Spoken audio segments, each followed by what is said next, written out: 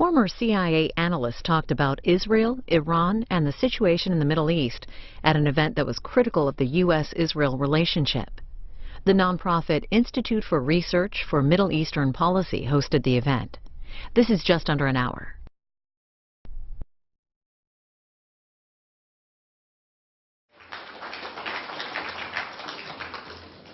Let's consider the question of what is an ally. At a minimum, I'd say it involves a certain coincidence or congruence of interest between two countries. But more than that, it implies that the relationship itself has positive value in that one country is willing to do certain things that it would not otherwise have done on its own because the alliance exists and because the other country would like it to do that, with the implied quid pro quo that the other country is going to do some things it wouldn't otherwise do in favor of the interests of the first state. Mutual assistance, back-scratching. Now, if you look at the U.S.-Israeli relationship, with regard to coincidence of interest, there clearly are, first of all, some interests that we have in common with regard to our domestic social and political structure for the dominant part of the population in those territories controlled by the Israeli government. Liberal democracy in general prevails, and that is a significant statement in the Middle East where it generally does not prevail. And we do have some shared concerns with our Israeli friends with certain forms of violent extremism that consider both of us as enemies. But the coincidence runs into some limitations. With regard to the internal political and social structure, the whole concept of a state being defined in terms of a particular dominant religion or ethnic group is, of course, foreign to the way we look at things here in the United States.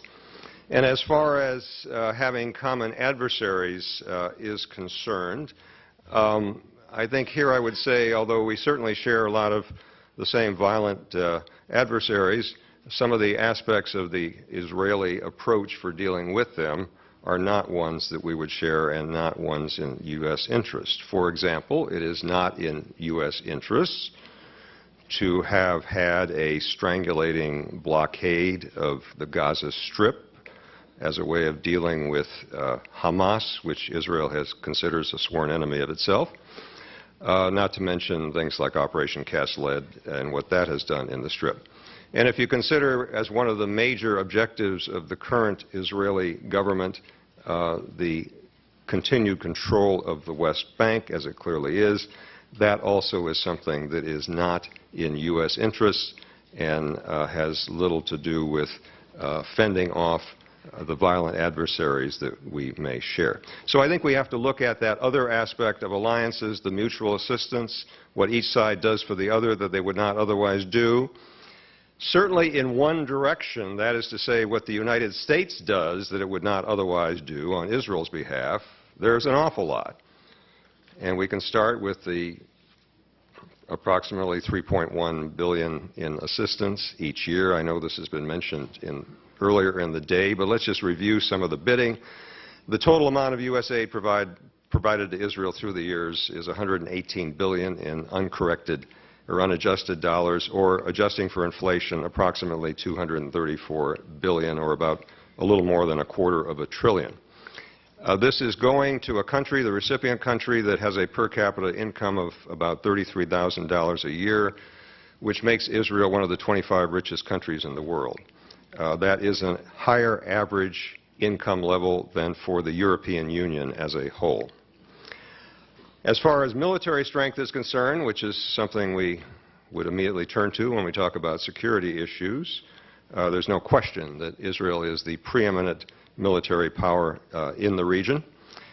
We are all aware of its nuclear arsenal, but at the conventional level, the qualitative edge that the Israelis have enjoyed and has accounted for their splendid victories in the past has, if anything, grown greater as Arab armies and their equipment have rusted, which I think is the appropriate description of something like the Egyptian army. So if there were a new military contest between Israel and any of its neighbors, it would be, quite frankly, no contest. And it's hard to imagine any of its adversaries even getting so far as those first few days of the 1973 war when, by virtue of surprise, Before things were reversed, the Egyptian army managed to score enough successes so that Anwar Sadat would have, could stand tall and with respect start the peace process that he did. Now, this kind of aid has all kinds of opportunity costs for us American taxpayers. Besides reducing the debt, which we always hear about, let me just throw out a couple of approximate equivalent opportunity costs that we could do with that $3.1 billion annually. For example, the U.S. Army, which, as you probably read about, is having to shrink quite a bit because of budgetary stringencies, could field about 6 more combat brigades. That dispute we had a couple of weeks ago about the military pension cost of living thing that almost brought us again to another debt ceiling crisis, this money would pay for that, the money involved, 5 times over each year. Or for those of you who don't like the military stuff, we could put 400,000 more American children in the Head Start, or thinking about that infamously crumbling infrastructure we've got, probably repair an average of over 3,000 of the more than 140,000 bridges that are deemed to be in need of repair in this country. Well, you get the point. And then, of course, beyond the material assistance, there are all the lonely votes in the United Nations and other providing of political cover to Israel whenever its activities or policies have become the subject of international condemnation. And this is certainly something the United States would not have done were it not for the alliance, or its half of the alliance, and they have resulted in substantial political and diplomatic costs for the United States.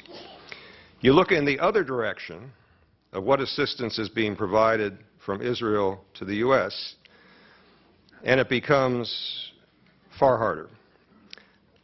In fact, it's hard to find much of anything at all that fits the description which I mentioned before of something that the ally would not otherwise be doing on its own behalf anyway.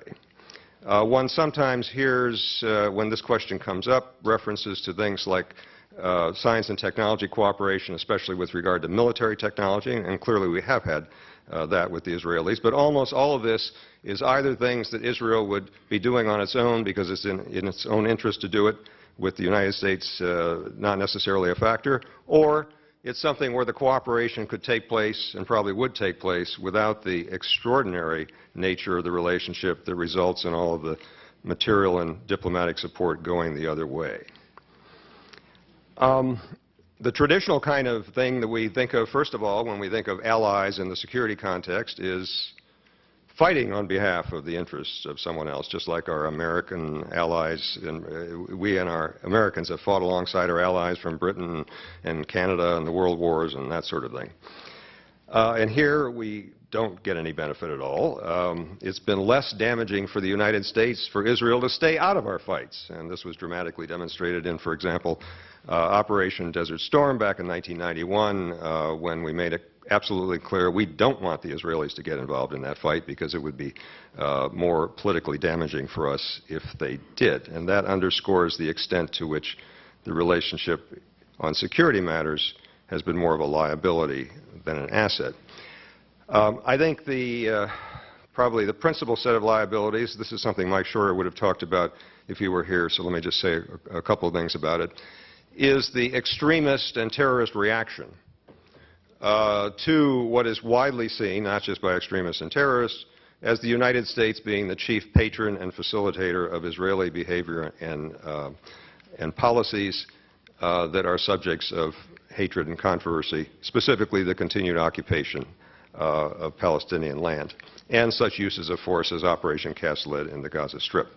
General Petraeus, a couple of years ago, made a statement about this when he was still wearing the uniform, I think before he became the CIA director, which he quite pointedly expressed the judgment, with which I agree, that the United States has been paying a substantial price because of this particular association with the policies of another state, and that the price we see comes up again and again in, say, interrogations of captured terrorists or would-be terrorists when they are describing their motives.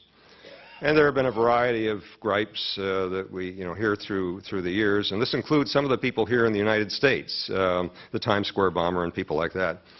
But the one theme that comes up again and again and again and again is the unresolved Palestinian issue, the Israeli role in it, and the U.S. role in backing Israel. But the concept that Israel is an ally of the United States is, of course, firmly embedded in American political discourse, and this enables the government of Israel to use the relationship in another way that doesn't always benefit and more often is detrimental to U.S. interests. The security of one's ally, after all, is supposed to be a concern of oneself. That, again, goes back to the basic concept of an alliance. And so anytime the label of Israeli security gets applied to something, then the U.S. is induced to follow certain paths that it might not otherwise follow and might not be in its interests. And this is something that the Israeli government does repeatedly for other purposes, particularly ones having to do with those controversial issues about the occupation. For example, in all the discussions about the West Bank and what might be done about that, we hear the Israeli demand, among many others, of course, to maintain a military presence indefinitely in the Jordan Valley, with the rationale being that it has to be a form of protection against some sort of unspecified threats coming from the east. And if you start thinking that through and asking yourself, well, just what is the threat that would come from the east? You know, is King Abdullah in Jordan going to fire up his old tanks and go across? You know, are the Iraqis going to go across Jordan? And are the Iranians going to go across Iraq and Jordan to, you know, launch some kind of invasion? Well, it's fanciful and, quite frankly, a bit ludicrous. And moreover, given the qualitative advantage, not to mention the intelligence prowess and so on of the Israelis, any Arab legion that started wading across the Jordan River would be crushed before it had a chance to dry its feet, even if the Israelis were not in occupation of the West Bank. And another important dimension is, if we really are concerned about Israeli security, the occupation is a net minus rather than a plus for Israel, insofar as it constitutes, number one, a major preoccupation and drain on resources for the Israeli Defense Forces, who have to worry not just about fanciful things coming across the Jordan River, but other things that might be real threats. And also because of the hatred and the reaction that sometimes takes terrorist and violent forms because of the occupation.